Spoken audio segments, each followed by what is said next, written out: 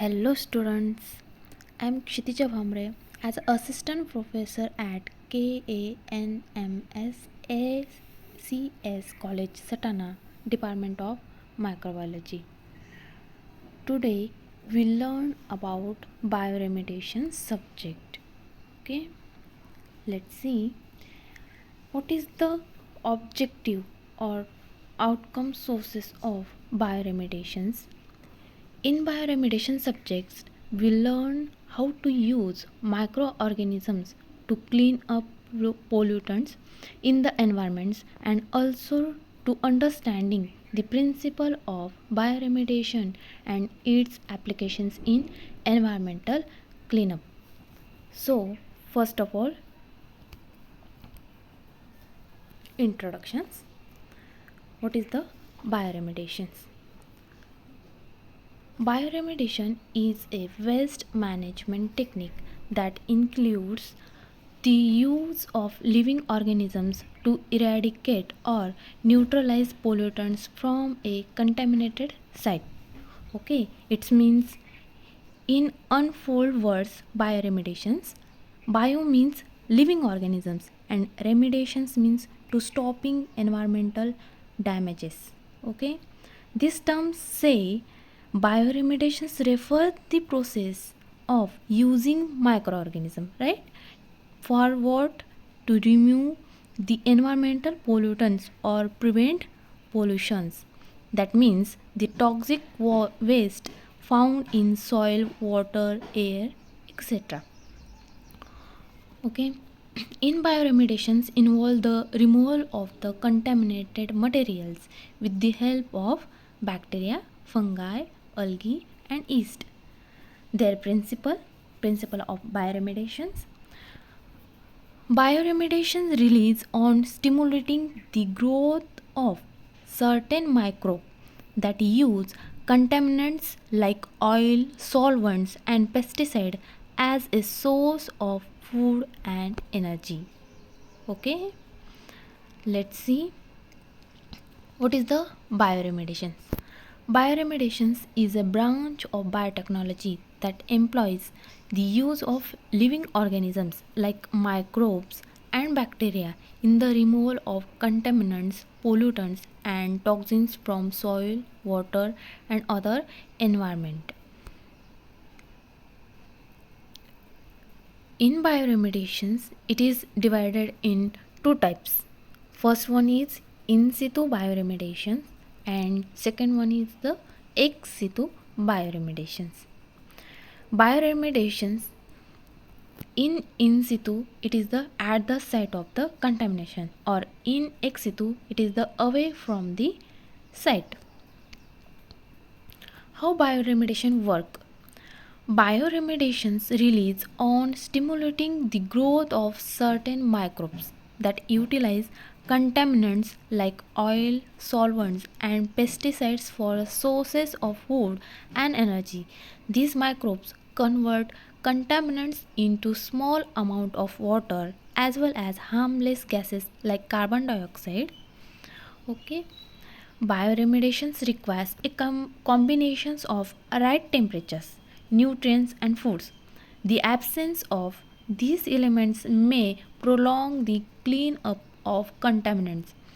Bioremediation can either be done in situ, which is at the site of the contaminations itself, or ex situ, which is a locations away from the site. Also, in situ bioremediations is divided into two types. First one is intrinsic bioremediation and second one is a bioengineer bioremediations. And ex situ bioremediations also divided into two parts. So first one is a slurry phase bioremediations and second one is a solid phase bioremediations.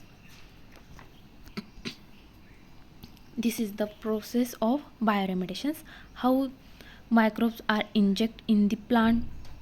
Okay, and what is the process, how microbes are proceed out in this plant and they recovery, and use for the utilizations of biomass. Next one is microbes used in bioremediations. Bioremediations involves the removal of the contaminant materials with the help of bacteria, fungi, algae, and yeast. We already see that. Okay. For example, Pseudomonas acinetobacter, Sphingomonas nocardia, Flavorbacterium, Rhodococcus, and Mycobacterium. These microbes have been reported to degrade pesticides, hydrocarbons, alkanes, and polyaromatic compounds. Many of these bacteria use the contaminants as a carbon and energy sources. It is the flow chart of the types or techniques of bioremediations. See, bioremediations, it is divided into two parts or two types. First one is in situ bioremediations and second one is ex situ bioremediations. In situ is also divided into intrinsic bioremediations and engineer bioremediations. This is all the terms are used in engineer bioremediations: biosparking, biowinning, bioslurping, biostimulating, bioaugmentations, and natural attenuations. And next one is ex situ bioremediations. In ex situ bioremediations, slurry phase bioremediations. What is the slurry phase bioremediations? It is the most rapid process compared to the other treatment process. Okay, in this process, contaminated soil is combined with water, nutrient, and oxygen in the bioreactor. It is create optimum temperature or environment for the microorganism to degrade the contaminants which are present in soil. This processing involves the separations of stones and rubbles from the contaminated soil. And next one is a solid phase bioremediations. What is the solid phase bioremediations? Okay, it is the type of ex situ technology. In this technology or in this treatment, contaminated soil is excavated and placed into piles. It is include organic waste like leaves, animals manures and agriculture wastes, domestic, then industrial wastes and municipal waste. It is the bacterial growth is moved through pipes that are distributed throughout the pipes.